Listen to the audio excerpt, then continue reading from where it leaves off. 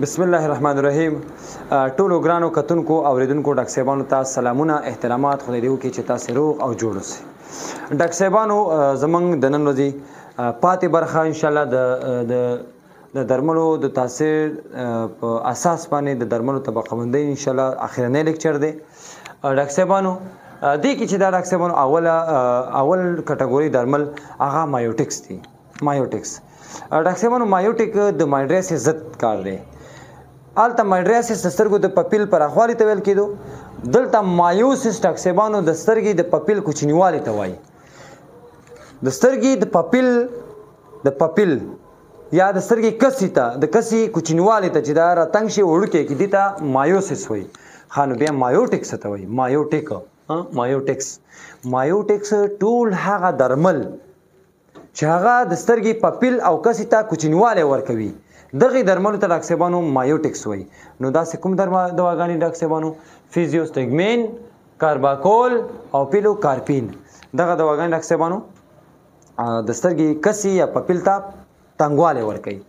یعنې دلته چې کوم سلیري مسل دي که نه، سلیري مسل هغې ته تقلص ورکوي ډاکټر صاحب. چې هغې ته تقلص ورکوي دا څنګه کېږي؟ تنګېږي. ډاکټر صاحب لکه فیزوسټګمین، کارباکول او پیلوکارپین.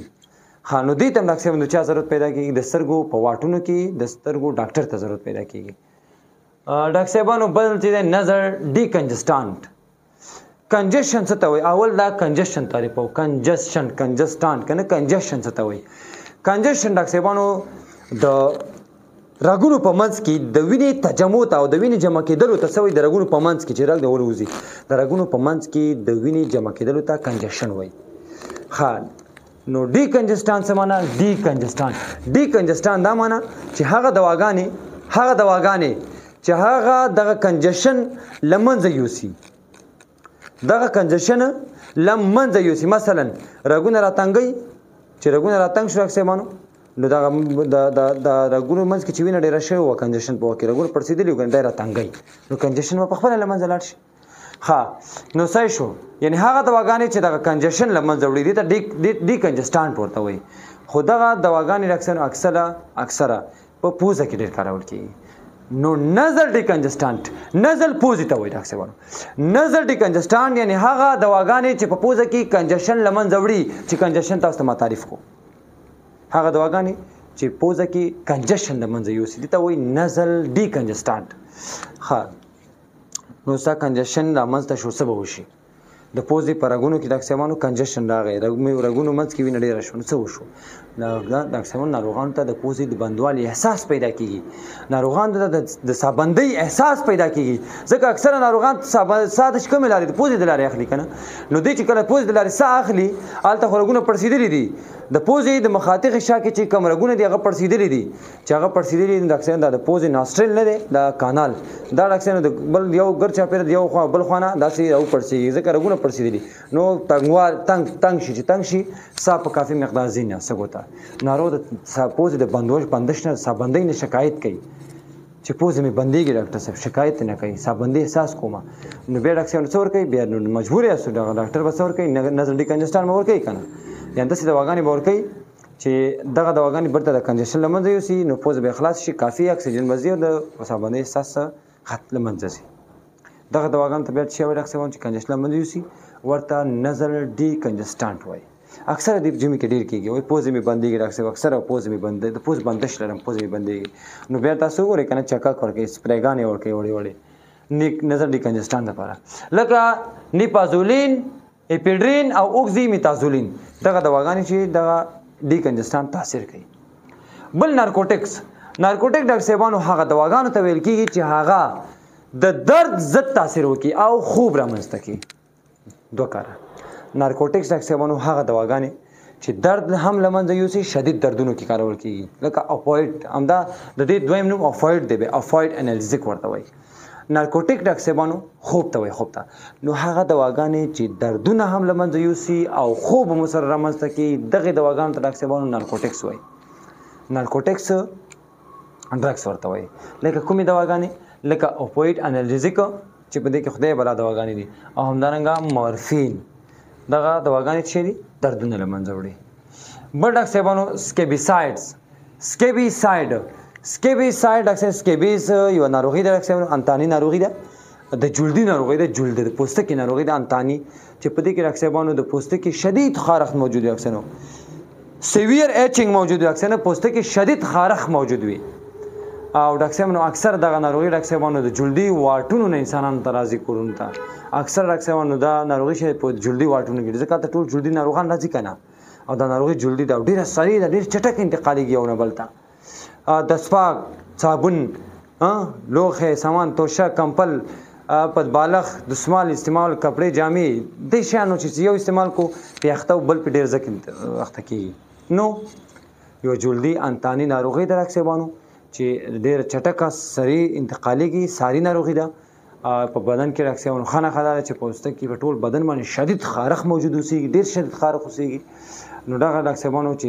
دغه دواګانې چې دغه ناروغي کې من کارو او دغه سکیبیز ناروغي لمنځه وړي دغه سکیبیز انتان ختمي او دغه د وجلو سبب ګرځي دغه دواګانو ته ډاکټر سکیبیساید وایي ساید معنا وجل سکیبیساید یعنی سکیبیز لمنځه وړي وجني ختمي د انتان نو کومه دوا لکه اکټیسین لکه لیورمکټین لکه کروټامیټون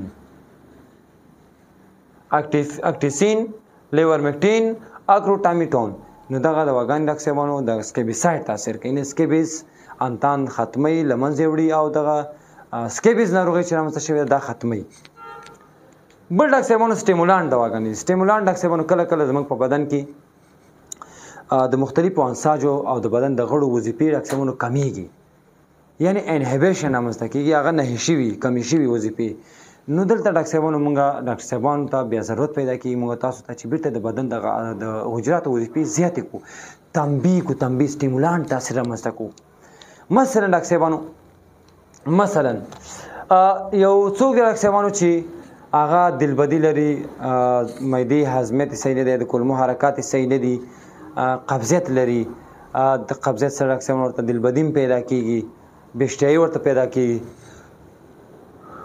نو دغه دواګان ډاکټر اوس دغه حالت کې د کولمو حرکات سلو شوي دي کنه موږ باید داسې دواګان ډاکټر ورکو چې بیرته د کولمو حرکات زیات کو ډاکټر تنبیه کو مثلا ډاکټر میتایل کلورپراماید میتوکلورپراماید بخای میتوکلورپراماید ډاکټر ټرایمیبوټین او سیسافرایډ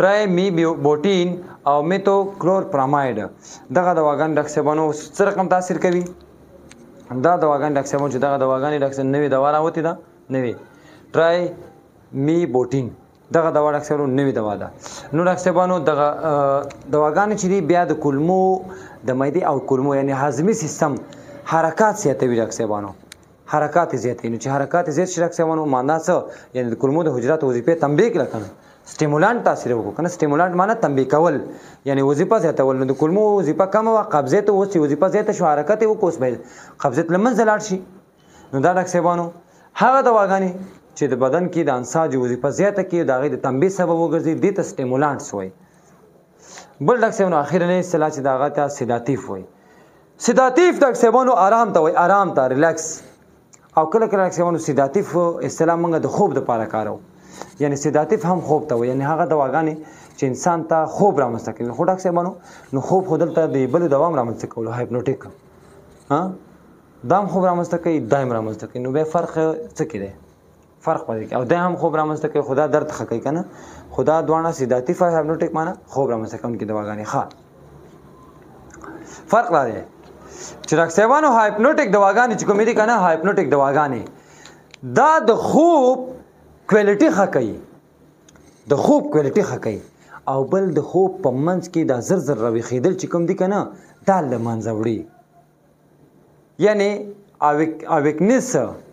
اویکنس کمی ډاکټر اویکنس د خوب په منځ کې راپاسېدل چې بعضې خلکو خوب ډېر لنډ وي 20 منټه ودی بیا سترګې وغړي یو ساعت خوب نه کړی بیا راپاسېږي نو دا دواګانې د خوب کیفیت او کوالټي ښه کوي صحیح شو کنه او د خوب په منځ کې د راپاسېدلو څخه مخنیوی کوي او دا دواګانې چې کوم دي دا هم خوب راوړي خو دا ډاکټر بیا هغه شانې تاثیر نه کوي لکه څنګه چې هغه تاثیر کوي دا ډاکټر یوازې د انسان د آرام سبب کېږي لږ آرام ورکوي ریسټ ورکوي نو خوب رامنځته کوي ارست ورکوي داسې د خوب په کوالټۍ کې ډېر مهم رول نه لري راځو نو دغه کومې دواګانې ډاکټر صاحبانو چې سیداتیف یا خوب راوړونکي تاثیر کوي ډیازیپام دي او الپرازولام دي ډاکټر صاحبانو دغه دواګانې ډاکټر صاحبانو د دې مثالونه شو چې موږ یې په ناروغ ته ورکوو د ناروغ ته خوب رامنځته کوي نو ډاکټر صاحبانو زموږ ستاسې دغه لیکچر وي ډاکټر صاحبانو چې تاسو ته وړاندې شوي زموږ دا ټاپک انشاءالله په خیر سرته ورسېده نو ډاکټر صاحبانو انشاءالله زموږ به دا درسونه هم داسې منظم روان اوسېږي انشاءالله تاسې موږ سره ملتیا وکړئ